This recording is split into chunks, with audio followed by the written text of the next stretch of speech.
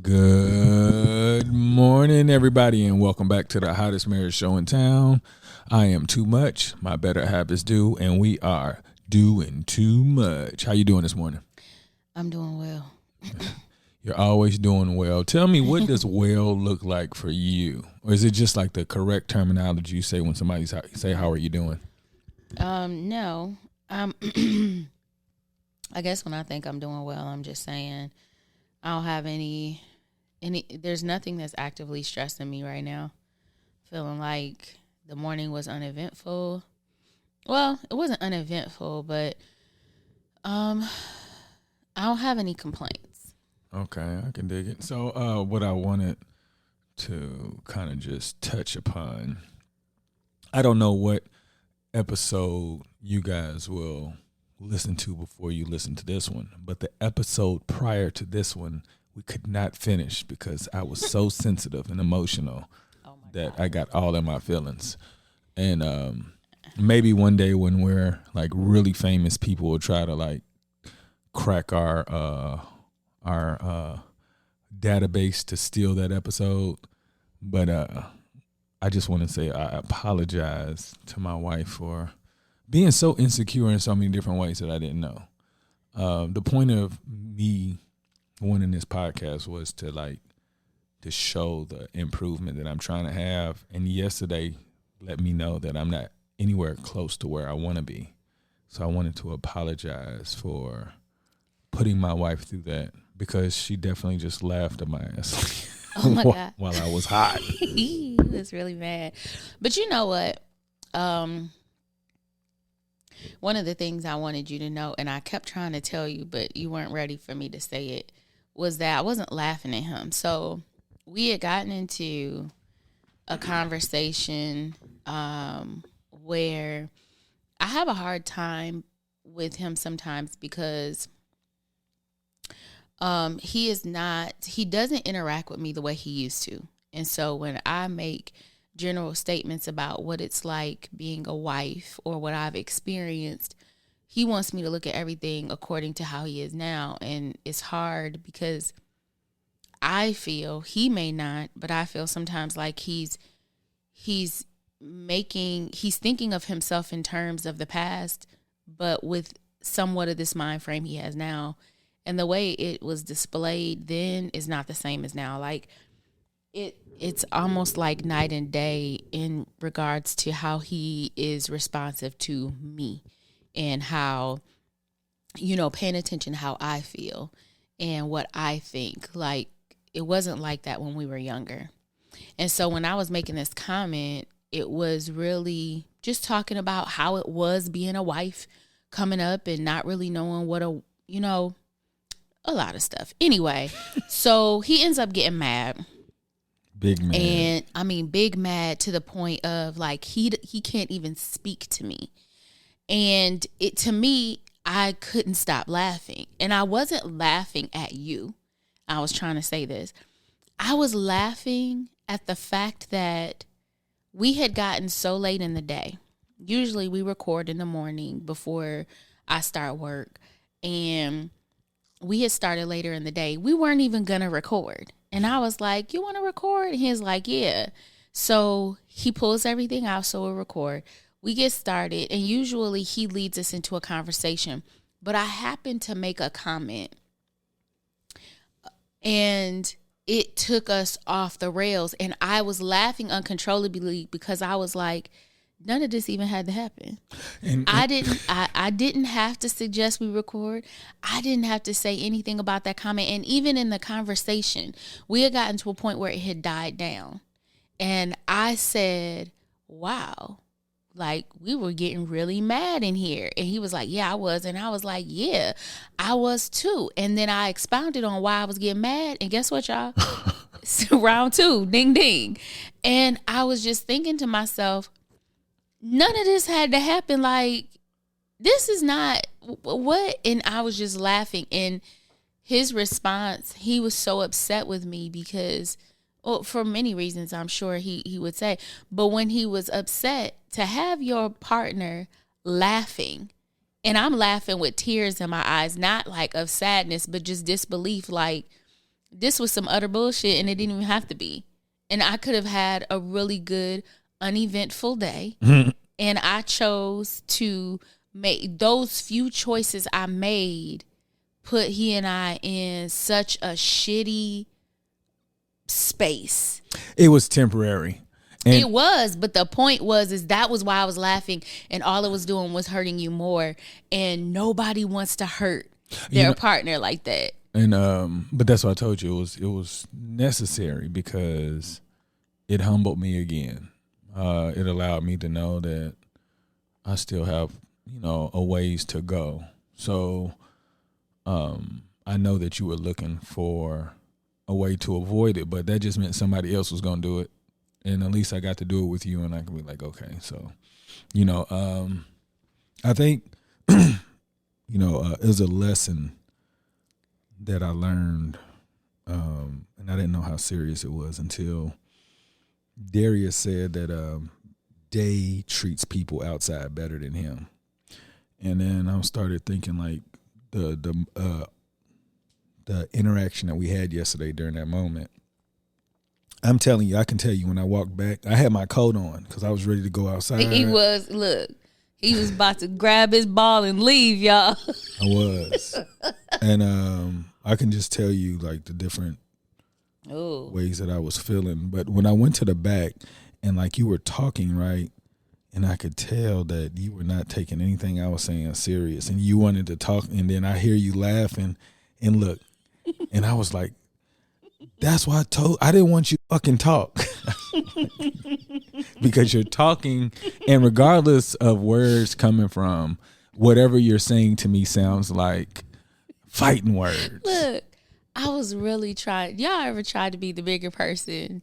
And you try to be the bigger person, and the person won't let you. That shit be just making you mad. Like, how can a person be a bigger person? You see them laughing. I know in that, but see, through my laughter, I was coming to try to explain to you so that you didn't feel. Oh, I was supposed to recognize that this experience was different from everything I've ever seen. I know. But I came up in that mug and I was like, and you know what's so crazy? He won't let me be the bigger person. I need y'all to check this out. So now. I was putting on my coat, and she was in the kitchen, and she looked back, and she was like, "Oh, you really mad? You put your coat on." So at this point, I'm really hot, right? So, and I'm like, "Don't talk, just don't talk, okay?" And I go to the back, and then I come back, and I see her laughing, and I'm like, "She's still laughing. She didn't know I was serious," and I'm like. Look, check this out. I hit the wall in the back, like the door, and with my hand, because I was like, I cannot believe. No, it wasn't even about you then. It was like, I cannot believe I am out of control. I hit the wall, and I was like, oh my God. And I said, I can't stop. So when I left outside, I went to go sit, the stones, and I just sat down, right? And I was like, I cannot believe that I want to be this person, and the person that I know that loves me the most, and I can't even control my emotions. And then I just started to unlayer, like, what was it that caused me? And I was just like, I'm insecure because I'm thinking, if I'm your husband and I feel like I am capable of doing these things, and even during that time, there's a certain level of confidence that even the things that, even if you say that I wasn't doing, I know that I was doing. And if you say something, it's like, so she just let me not do that all that time. Like, you know what I'm saying? Like, what am I good for? So I'm thinking like. He's an extremist sometimes. Because it's like, what am I good for? Come on, it was just. Well, I was telling you in my mind, I know the difference. I know that I was thinking about, and this is what also I thought about when I was out there. It was 20 degrees outside. It was, but you know what? I wasn't cold, and I wasn't cold, and I was crying. He was so hot, and I was seeing. Check this out. I was seeing if my tears were gonna turn into oh my God, little icicles. Because it was 20 degrees, so I was like maybe, but that's all the stuff I was thinking out at once. But I was really bothered, and I was like, I cannot believe. But then I thought, I was like, what can I take away from this? And I was like, okay, I humbled myself. I'm like, okay, you're not there. You know that you're going to have to go in here and apologize at some point because She really wasn't laughing at you. And I mean, I figured that out. But it was so many things that I was just like, I have things to work on. And I know that you were saying like we shouldn't have gone through that, but that just meant somebody else was able to do that. But now nobody else can do that because I figured out why I was like that. Okay. So it was a blessing for me, even though it was a bad moment. Because I'm telling you, I don't think I've ever hit anything before, but for me to turn around that fast, I was like, okay, I'm getting it. I didn't even know you hit anything. That's interesting. Oh, I know, because you would have got mad. You would have been like, oh, you mad? Oh, we doing that? Oh my gosh! But I'm always the one talking about I'm ready to fight. Because I was like, look, in my head, I was like, I don't want you to say anything else because everything you're saying, it seemed like you were just doing it on purpose. It's like, let's see what I could say to just send them over the edge. So again, I wanted to use this part. I know this kind of was a sidebar, but I apologize because, okay. That's one of those moments where you have a bad game. I told you, like, that's what I look forward to, those moments. And I was like, damn, I'm still not good. But I'll get there. Other than that, anything in particular that comes to your mind when you think of modern day racism? Ah, shoot. No. Wait, what I guess expound, because I want to know what you want from me. Well, it's not. It's just what comes to your head, because when I think about it now, like, I think that, like I told you before, color is a distraction, and people have used it against us, and we use it against our own selves. And I was just thinking about how you can be in a community that's being discriminated against, and you can discriminate within that community. Yeah, but I think, one of the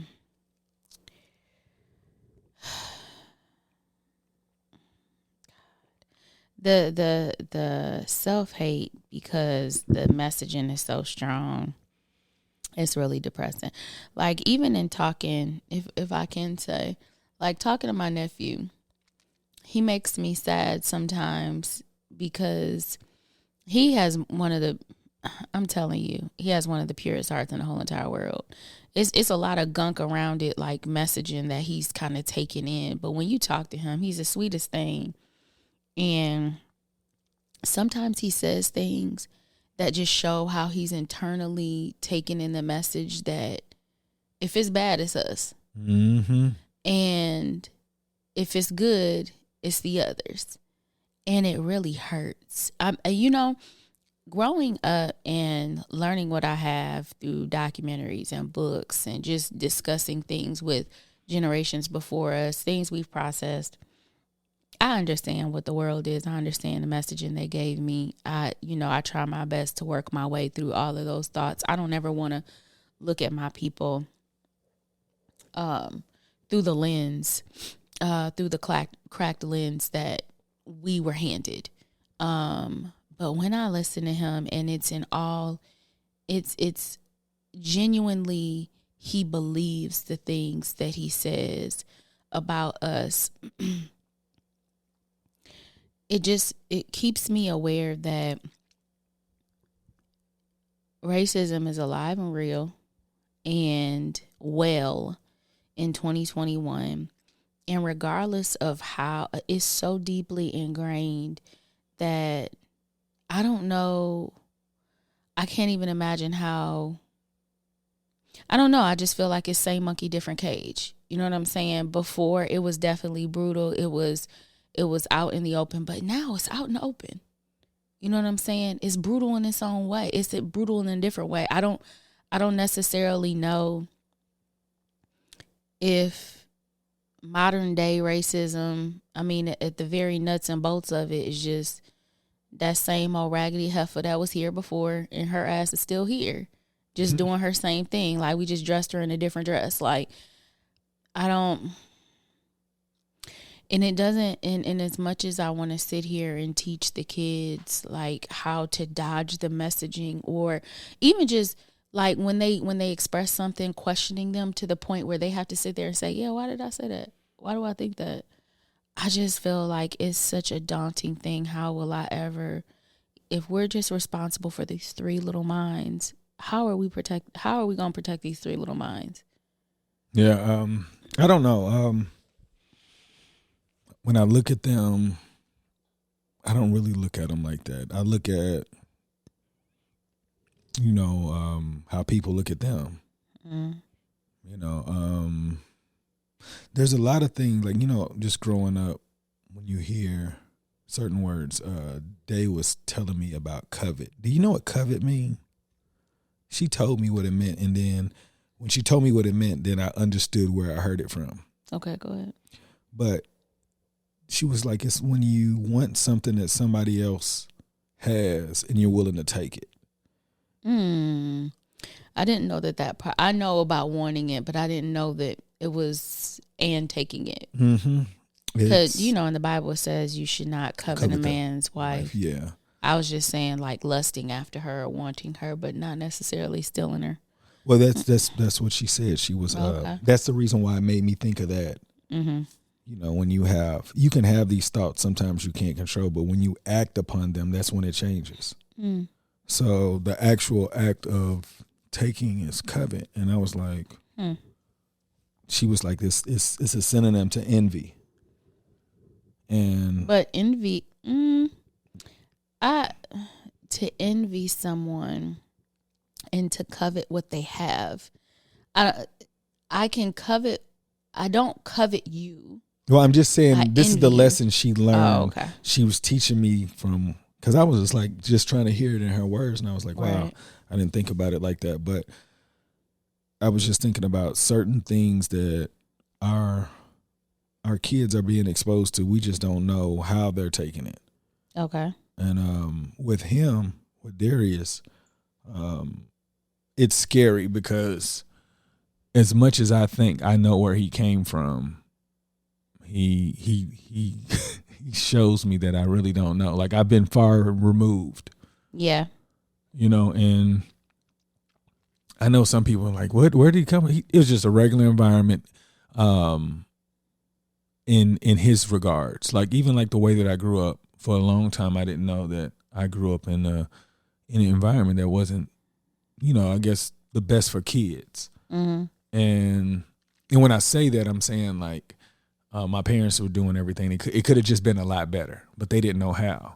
So trying to show Darius that we're trying to provide him things that he just didn't know. Well, nobody in his house. His mother didn't know. Like, I didn't know. My wife had to teach me a lot of the things that I didn't know that were necessary. I'll give you an example. Doctor's appointments, just like going to the doctor when you're sick. Like, we were told not to go to doctors. Like, if you had to be on your deathbed to go to a doctor, now you got insurance to go to the doctor, and we find ways to not go to the doctor, and well, that was me. Like, I didn't go to the doctor unless I really had to. And I used to talk about people who went to the doctor because they were sick. He did. Like, look at you using your insurance, dumb man. Like, paying a premium every month and you use those services. I know, but that's what I'm saying. Like, you just don't know until you be like, oh. So, because in my head, I'm like, I'm tough. Like, what you going to the doctor for? We just going to suck it up. And it's like, you don't have to suck up everything. And, what you don't understand is when you suck it up, you tend to suck up other things when it hurts, and you get tougher in areas, and you expect other people to be tough in those areas. So when you see them, you like, they soft. Like, just because you went through it don't mean that anybody has to go through it. Just because you want to have this unrelenting headache, like, I don't want that. So I'm going to go do this. I'll be soft. And but that's what I'm saying. Like, you couldn't be soft growing up the way that we grew up, because people take advantage of soft people. At least that's what I thought. And I see that now. But looking at Darius is trying to be tougher than he is when he's a nice guy. Yeah. This is what, look, I've worked with kids my whole life as an adult, and I see kids that act like they tough, and I see kids that are really tough. Mm-hmm. And looking at my nephew, I mean, I know that he's not tough. I know that he's not a punk, but he don't want none of those problems. Mm-hmm. But he acts like he's the one that can cause all of the problems.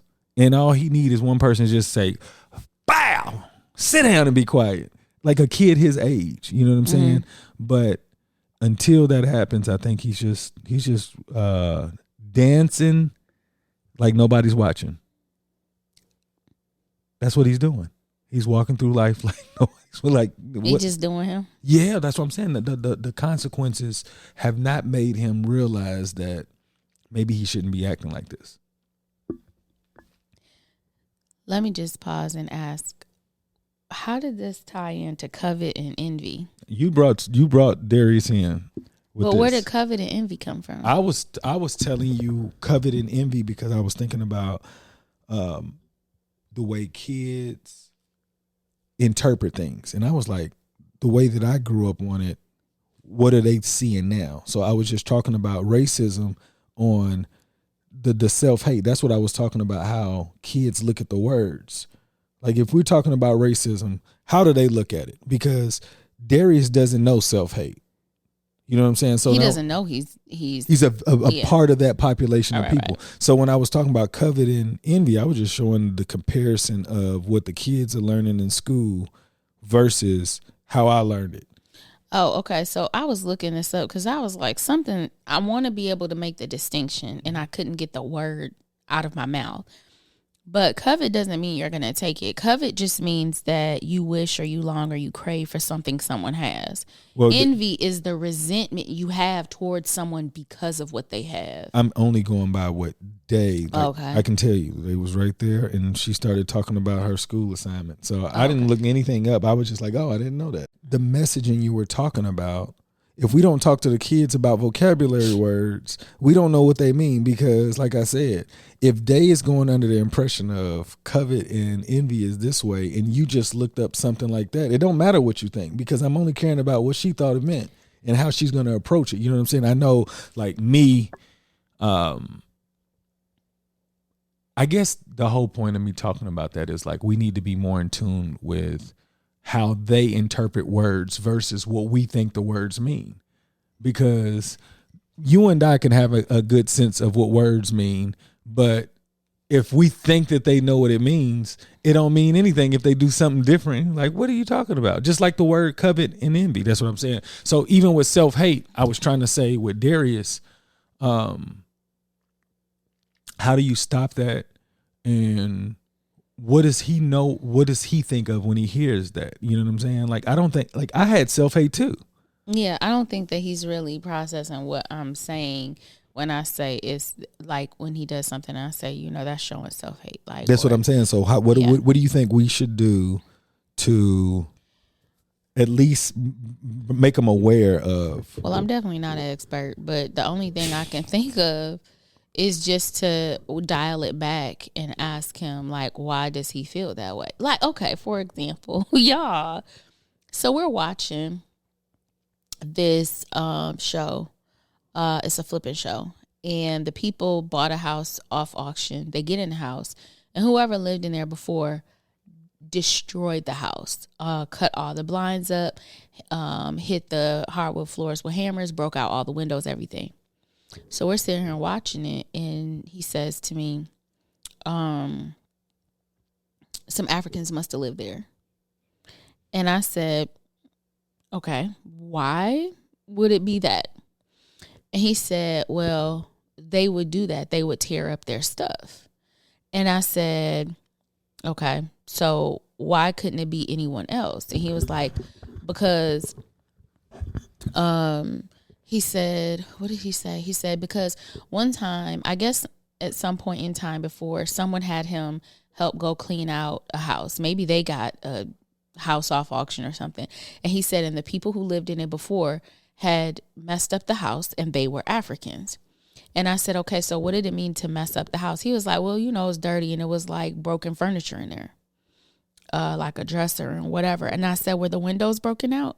And he said, no. I said, did they smear food across the walls or cut up the blinds? He said, no. I said, could it be that someone else could have like, could there be another group of people that aren't black? And he said, well, Africans aren't black. And I said, wait a minute. Now, so you're trying to tell me now that you're making it distinctly about this particular group of people of color. And he was like, well, I'm just saying that they're the ones. And so for him, he generalized from that experience that it's people of color who tear up stuff. And then he specified that it was African, because in the conversation I had already told him, I said, Darius, to me, to assume that only black people will go in and tear a house up and white people are not capable of doing that. That's crazy to me, that we're the only ones that are capable of doing something so destructive. And that's when he was like, oh no, I'm not saying black people, I'm saying Africans. And I was like, So we had to explore that. We had to explore why it had to be people of color. And then we had to explore, is it possible that a white person could be angry and break something? Yes. Is it possible that a number of white people could be upset? They are losing their house. Someone took it away and they be angry. Whoever's going to get this house next, they're going to have to do work for it then. And then he's like, yeah. I said, just because you cleaned up one house where somebody had a broken dresser, like what you saw, does it look like this? And he said, no. And it, to me, it is like taking him back to the bare points of saying, okay, let's think through all of this, because the messaging is always going to be like, at this point, people don't have to overtly be racist towards us, a lot of us as adults or children, because the machine works so well. We help to perpetuate those things on our own. And we're not questioning when we think things. We're not questioning our kids when they think things. And with him, one of the things is very helpful. And he and Day are the same in the sense that sometimes I'm like, okay, well, what about this? What about that? Like, let's not generalize everything based off of what you've seen. Is it possible that this could happen too with a different group or in this situation, so that they can see that their perspective or their experience isn't the only possibility? Because I feel like we're being fed that message and we're generalizing it to all of us. All black people have to be like this. All people of color have to be like this. But they don't do any generalizations other than expecting better from white people. They don't do other generalizations in according to them. And it's hard for me. The only thing I could see to do was to ask the most basic of basic questions of each piece and then ask him to put the whole puzzle together. So if we're saying all of these things, is it possible that it wasn't an African family? It's like, yeah. Is it possible it wasn't a black family? Yeah. Is it possible it was a white family? Yeah. And it's not to say I need him to sit there and look at all white people as destructive, but you can't go into a situation and be like, stuff looks messed up. It must be us. Yeah, you can't assume that. Yeah. It's hard. It is. And, I was just listening, like reliving it all over again, like to try to convince somebody you love so much that it has nothing to do with the skin color why this house looks like this. Yeah. And for you to automatically assume that it would be people that look like us that's only capable of doing something like this. And it's disheartening. It makes me feel like I not only want to reprogram those thoughts for how he and the kids see the world, but I also want to reprogram it for his own perception of who he is. Yeah. Yeah, definitely. Do you think that him being black is going to play a role when he becomes older, as far as, like you remember I told you that, I was embarrassed to be Korean until I graduated. Mm-hmm. Do you think that's going to play a role, like a discreetly play a, well, you know what? I can already see it playing a role now. How does it work for you? It was insecure. I was just insecure. His insecurity is totally different from mine, though. He has to know that the parts that he hates, it was something that it was out of his control. And I don't even think that he has the capability of hating. Now, when I say hating, I'm talking about the parts negative. The parts that makes him unhappy. The parts that when I think about that, it makes me think about my own. When I walk around, what kind of self-hate talk slips by that I'm not paying attention to? Well, I listen to everything now, and how it was always on the radar, but it was ready to fight, and now it's like just knowing that when he talks, it's got to be important because he could be saying something that if we don't say anything, he's going to believe in because he knows that we're going to correct him. Yeah, but I'm just saying me, Kanika, walking through the world. Oh, I thought you were talking about. No, with him, yeah, definitely. But for me, I'm just saying. So what kind of stuff do I just let fly? Oh, like most of the time. I let a lot of stuff. I don't even care about majority of these things. The only reason why I care about him because I'm worried about self-esteem. Yeah. But you know what? I love so much of my people as a culture. Like there are certain things that I'd be like, Black people just be making me like, of course it was us. Or I'll say something like that sometimes. But for the most part, like I love like now there's this new thing online where people will post the African American urge to. And so they'll be like the African American urge to turn off people's lights in their house running up electricity. The African American urge to what was the one thing they said that had me cracking up? Oh, so it was a guy, he was riding up there in the street and he's riding up and this little kid is hanging out the side of the window of his car. And it said the African American urge of Black people to talk through their teeth and tell people's kids what to do. And when he walked up, he was like, sit your ass back. And the kid sat back and rolled up the window. And I just cracked up and I'm like, I love us so much.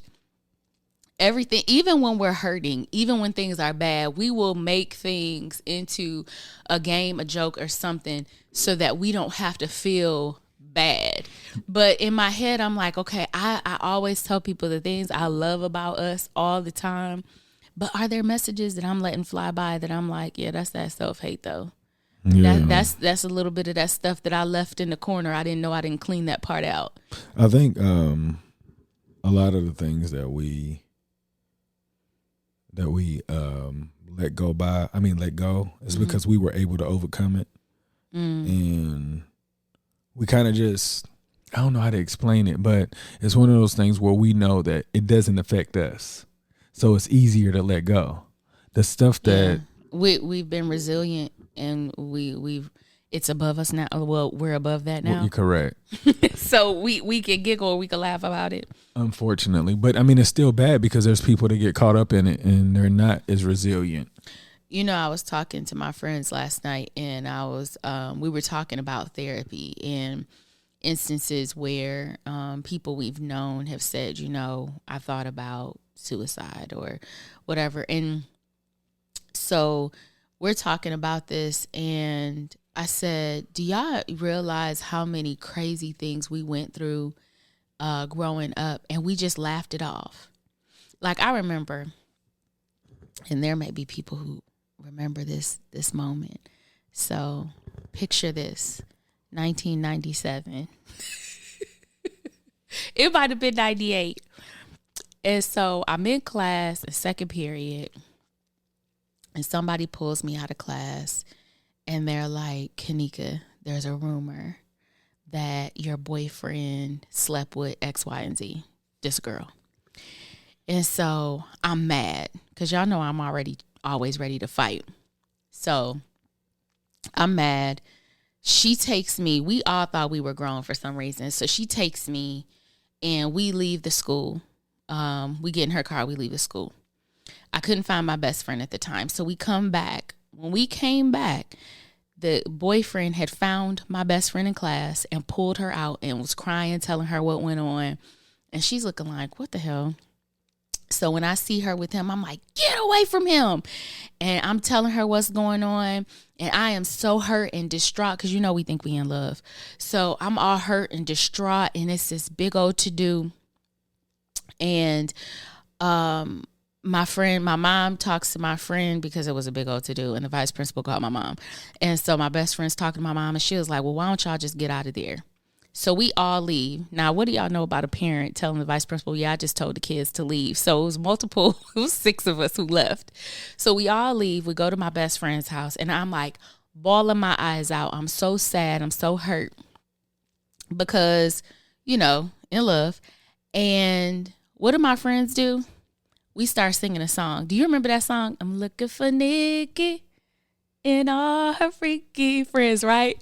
So we start singing this song, and while we're singing the song, we sitting there punching in the air, but we're changing the lyrics because we fighting Nikki now, but we ain't fighting Nikki. We put the girl's name in there.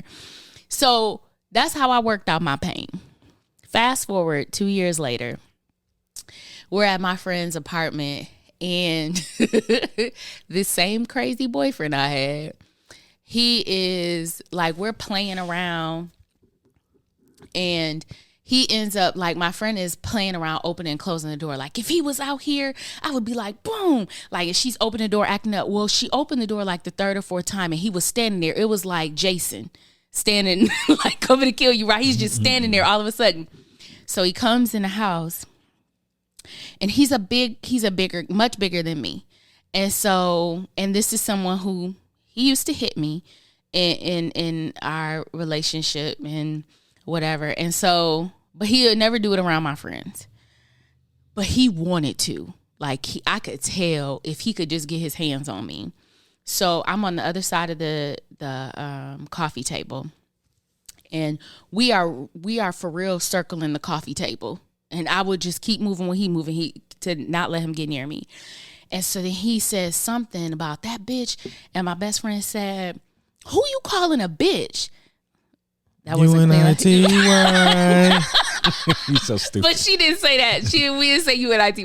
So she said, who you calling a bitch? So then he looks at me and points at me. He said, that bitch right there, right? So they call my mom. He leaves before my mom gets there. So my mom is like, y'all all right? We're like, yeah. So she leaves.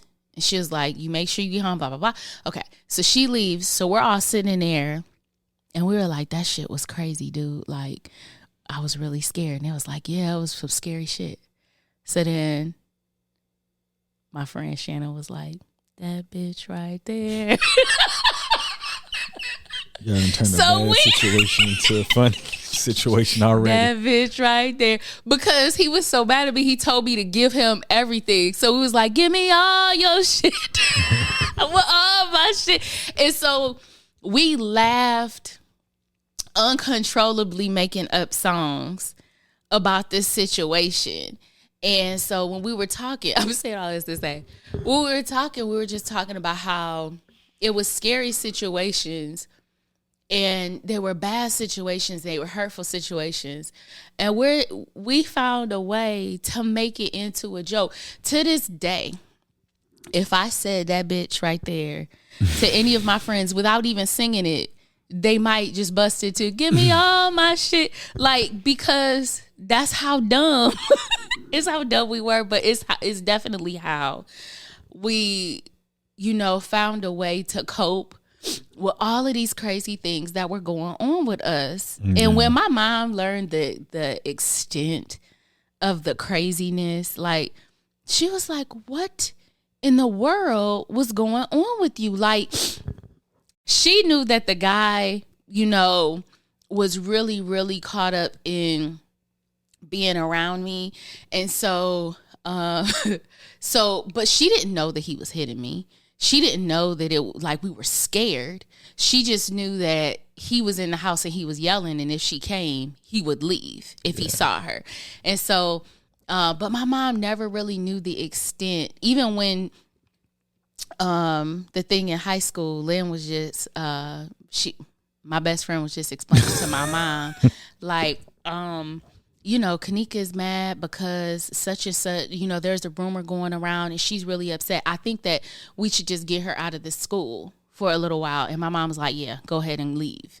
So my mom didn't really know, like we were doing entirely too much before I even met you, Mr. Too Much. But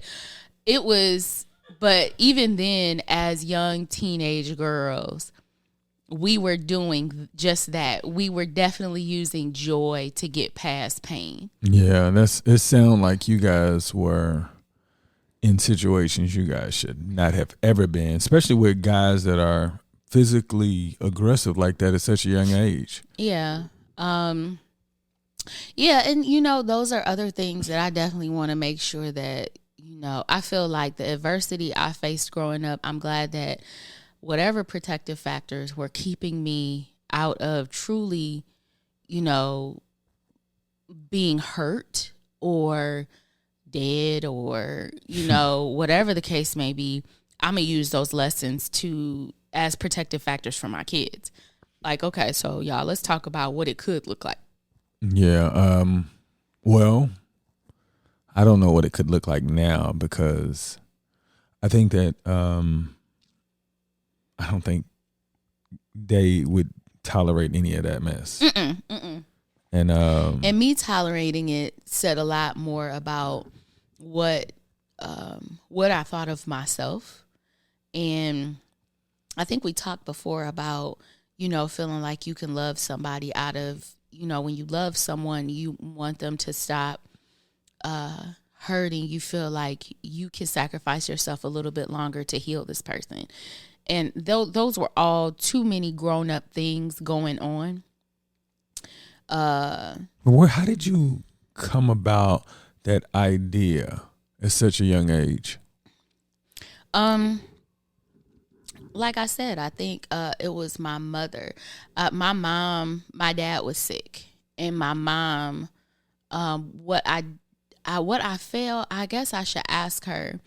I think that it was more so making sure, because he was our father, making sure he was okay.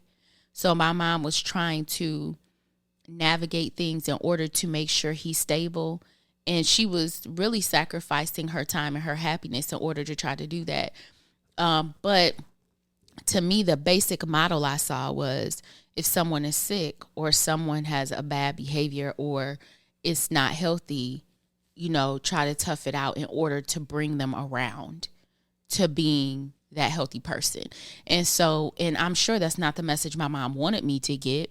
And later on, the message she gave me in how she approached Mary and my stepfather, it definitely gave me some great lessons in understanding, some of those things that I thought I understood watching her and what it actually was in the end. Like, it helped me see how my interpretation was wrong.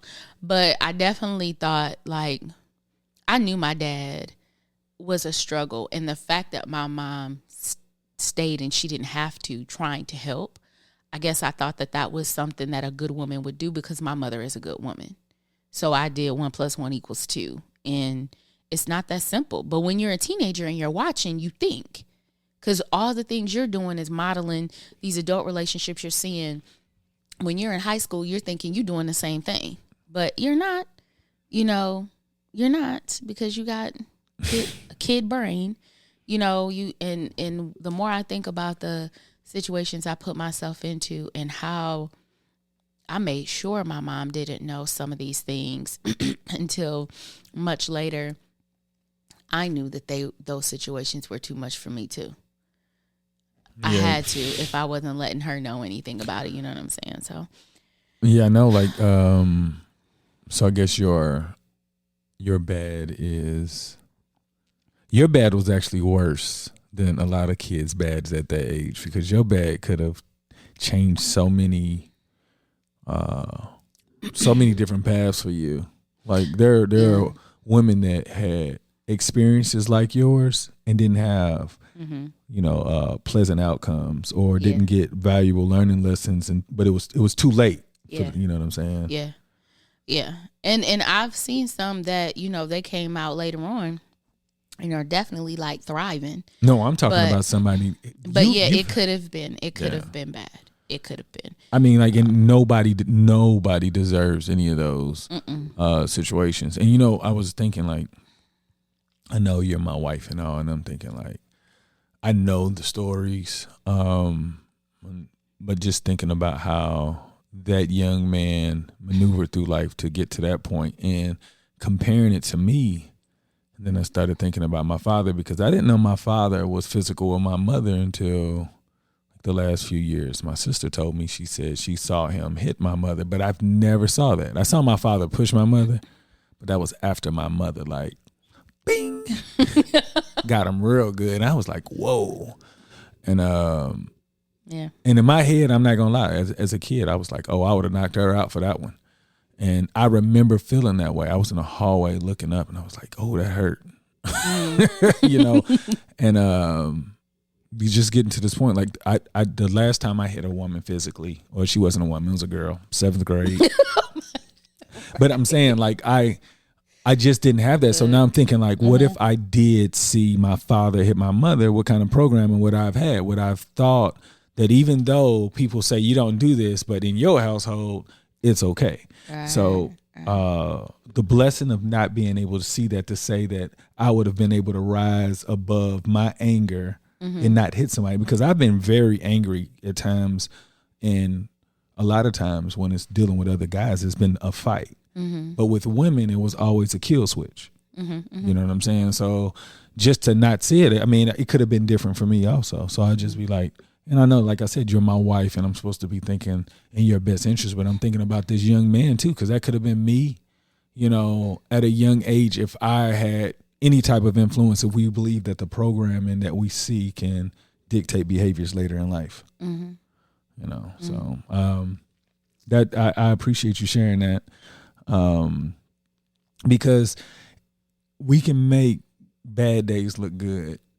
But the thing is, we need to still get some therapy, just to get those things out, to know, like, look, you should have not been in those situations. Yeah. And you've what you don't know is, well, I'm sure you do, but a lot of those decisions when you were younger affected the way that you approach things as an adult. And, sometimes you don't even know that you're burying yourself into a further hole. But I am glad that you and I are here, where we can, unlayer that onion together, and when it gets tough, that we can help each other through it. No, yeah, definitely. Yeah, I appreciate it again, you sharing that. Is anybody you want to give a shout out to before we get out of here? I want to give a shout out to FAY. What is FAY? FAY is my crew in high school. Oh, for real? That's crazy. And mine is FAB. FAY stood for F all y'all, because oh no, mine wasn't like that. because that's who we were. But I want to give a shout out to FAY. I love y'all, and to this day I would laugh about pretty much everything we've ever done. Yeah. Shout out to Fab. I remember it being, it started out as Fab Five, because we all played basketball, and then as we matriculated through high school, it got larger. Some people didn't play basketball, and we dropped a number and just was Fab. And I said it was Funky Ass Brothers. Some other people said it was Fine Ass Brothers. Oh. But that was a real group. I mean, still to this day, you know what I'm saying? Shout out to those brothers, because they were there at the beginning of me trying to become a better person. And a lot of those brothers, they helped me in so many different ways. Even to this day, some of the things they did during my childhood has helped me today. And I'm in deep appreciation for all of them. Shout out for me. I want to give a shout out to anybody who's just trying to get better, whether it's through communication, health, food, being active, being a better parent, a better friend, colleague, anything. Just get better, because when people get better, people see that and it just rubs off. So shout out to all of y'all who is making a conscious effort to get better. And I'm gonna say, make today better than yesterday. Don't worry about anything you can't control. GATA. Get after that action, or that action will get after you. We're looking for Nikki and all her freaky friends. Boom.